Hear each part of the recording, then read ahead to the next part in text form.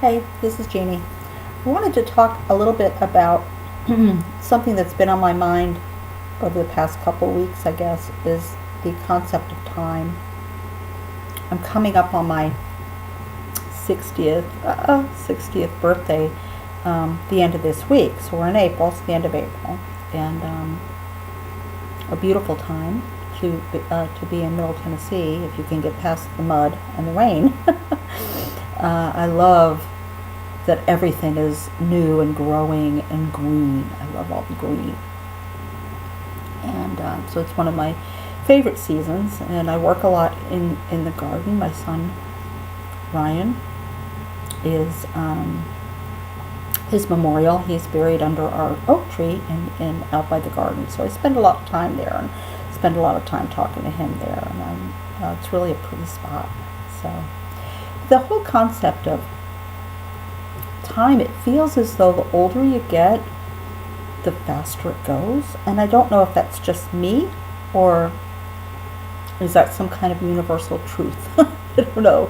But it just seems like the older I get, the faster it goes. I mean, if it keeps at this rate, it will be going at lightning speed at some point, surely. I think back to coming up on 2 years.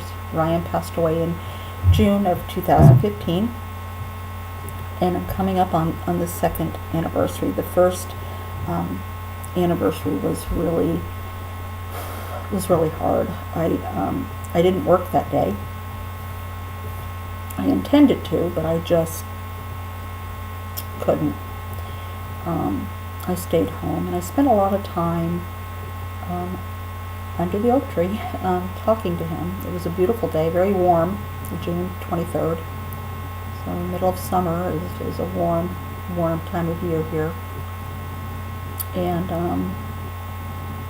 I just spent a lot of time talking to him, I realized a lot of regrets. I had a lot of regrets about the fact that I didn't know enough about addiction to really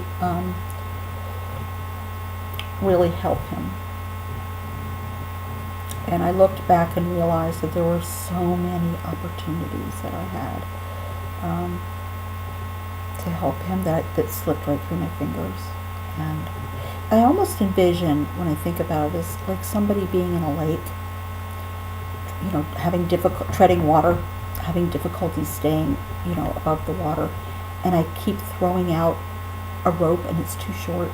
That's what it feels like. It's just, I kept feeling like if that rope were just a little longer, or if I had known more. And he was good at hiding it from me. I mean, there was kind of a two-way street there, but I just felt like I failed him, especially as a parent. It's a hard row to hoe, as we say. It's a hard thing to get my mind around. And if I could do it over, there were so many things I would have done differently. So many things. But I didn't know. Anyway, I try not to focus too much on that because I tend to get a little morose. And it can be a kind of dark day when I focus on that. So I try not to. But anyway, so last year was a difficult day. And I kind of look forward to this anniversary and thinking this is not going to be an easy one either. I don't know that any of them will be. I just don't know how to really deal with it. I deal with it as it comes up, I guess, but it's hard. But it just seems the time goes by so fast. I literally cannot believe it's been 2 years. I can't. I feel like I just saw him. It's interesting that way. That's what I mean. Time is just really weird. I still expect him to come bouncing through the front door. I mean, I tend to think of people in Winnie the Pooh terms. So, we all know Eeyores, the kind of people.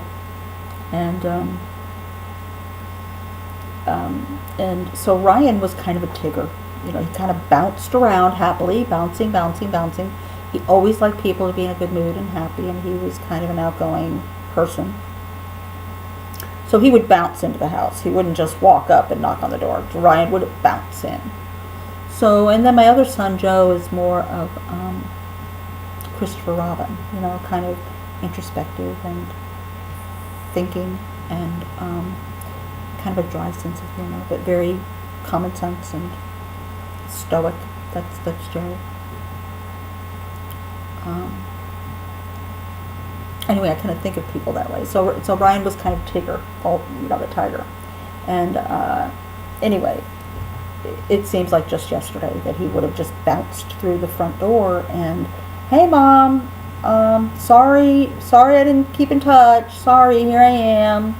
Don't be mad. That kind of thing. That's what I would expect. And so I still wait for the phone to ring. I mean, it's weird. I'm telling you, it's weird. Your brain really plays tricks on you. I look at the phone. I still have the phone I had when he was with us. And I look at it and wait for it to ring. And it's just like, it's not going to ring. Get over it. It's not going to ring. So it's just odd. I met with a older woman I had to meet in work as a nurse. And she taught me such a good lesson. And she was just an older farming woman out here in Tennessee. She lived down in Lawrenceburg. And it's a very rural area. It's a lot of Amish or Mennonite community. And I went to visit her, and she was in her late 80s.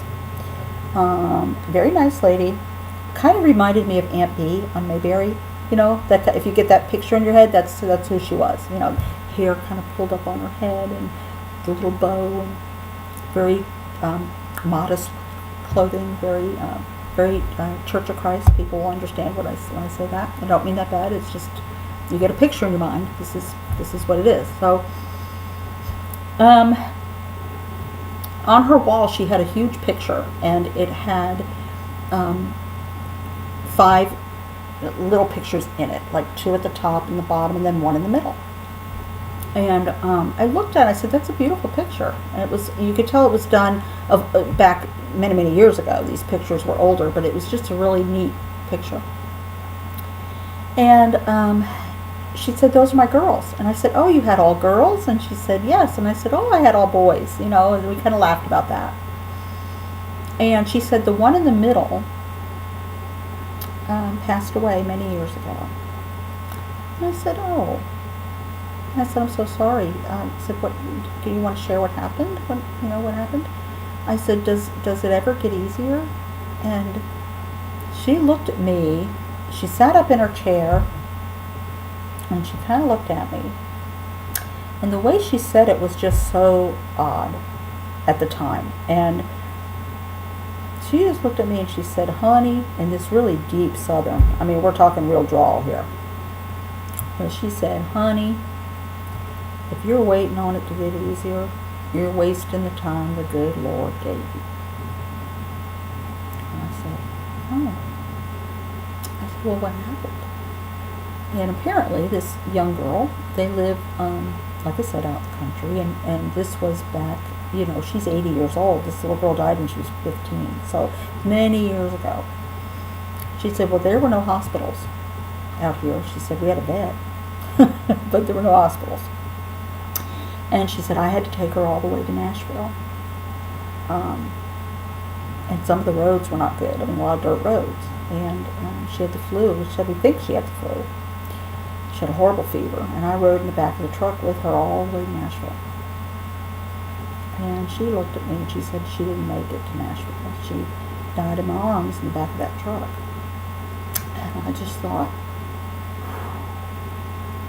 one of the blessings that I've had in all of this, in my son passing away, even though it was what it was, died of an overdose. I know he didn't suffer. I know he expected to wake up the next day. I know he just went to sleep. I know he didn't suffer. I know he didn't feel pain. And I thought, the very thought of just holding your own child and that child passing away was more than I can't imagine. I don't know that I can deal with it, honestly. I'm being honest, I don't know. So I said, oh, how horrible for you. That must have been horrible. And again, I said, does it ever, it never does get easy. And she said, no. She said, you learn to grieve alone. And then she said to me, this was very interesting, she looked at me and said, do you know what I mean? And I thought, this is an anointed woman here, I better not mess with her.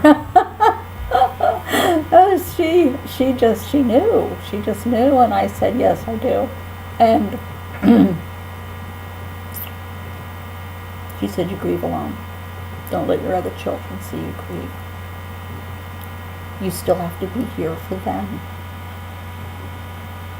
I said, yeah, I get it. So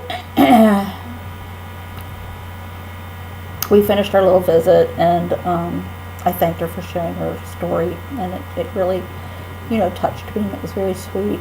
And as I was driving home, I just thought, it never ceases to amaze me that people are placed around you that you need to hear that message at that moment, and that's exactly what that was. I mean, she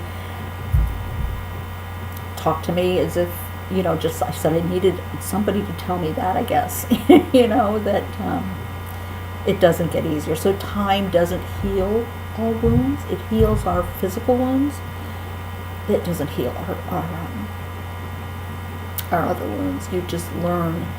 You learn to deal with it. You learn to put it away on the shelf like a book and visit it when you need to visit it, but it doesn't go away. It's not like you wake up one day and think, oh, phew, I'm so glad that's over. So glad I'm done with the grieving thing. That was hard. Glad that's over. That day doesn't come. It just doesn't come. So, and I kind of knew that, but I guess I needed somebody to tell me that it would be okay, that your life goes on, and you miss them, but you have to be here for the ones that are left behind. And I needed to hear that. So, but more importantly, I needed to hear it from another mother who had lost someone. Not just from somebody. I mean, people have told me that, but I needed to hear it from somebody who knew. And she knew. So, anyway, so the time issue is something I've been kind of battling with. I just feel like it goes faster and faster, and when you're a young kid, it goes so slow, you can't stand it. You keep wishing our life away. If I can't wait till I'm 16, I can't wait till I drive, I can't wait for this, I can't wait. And before you know it, you're 60 and thinking, I wish I could go back and do things a little differently. So it's just, it's an interesting concept, and I feel very pressured, I guess, to share a few things, and especially with my other son, Joe. I don't think I ever really told him what a really cool kid he was when he was little. He's very much like Lottie, his daughter and my granddaughter. I hate that his brother is gone. There were only two of them, so he doesn't have any more siblings. And I hate that for him. But I love watching him with my granddaughter. He was a very sweet child, and he's turned into a good man. And he's very good with her. I mean, it's very sweet to watch. It's really sweet. He's very good with her. He's a good daddy. Yeah, and that's an important thing. So, but I'm wondering how the time thing works with other people, if they've kind of noticed that. Because seriously, if it keeps going as fast as it's going, it's just, I may run out of time here. And that's not such a bad thing. I mean, I don't have a fear of transitioning over. I don't have a fear of the end of life. I don't get me wrong. I mean, I don't want it to happen, but if it did, I'm okay. I know exactly where I'm at. I have very strong faith, and I'm not afraid, which kind of gives you a whole new perspective on it. I'm a little fearless with that. I feel like it's just something that when it's time, it's the right time. Time is everything. So I keep thinking, I know that we have a soul. I know that there's really only three choices. It either when you pass, it either ends right there and that's it, and that's kind of sad. Or you go to if you have a soul, it's got to go somewhere. So if you maybe it just goes to a very bad place, kind of a not nice place. And I don't know that that's true. I try to think of it as, it's another adventure. It's another place that I'm going. I have like I said, very strong faith, so I know where I'm going, and I know I will see my son again and other people that have passed. So I'm kind of excited about that. And there's people that I miss and I would like to see again. So, like I said, I'm not hoping for it, but I'm okay. I'm okay. But anyway, just wondering how other people think about that. I think it's difficult to reconcile how time changes between when we're young and when we're older, and I don't know why that is. But anyway, it's an interesting thought, right? So, take care.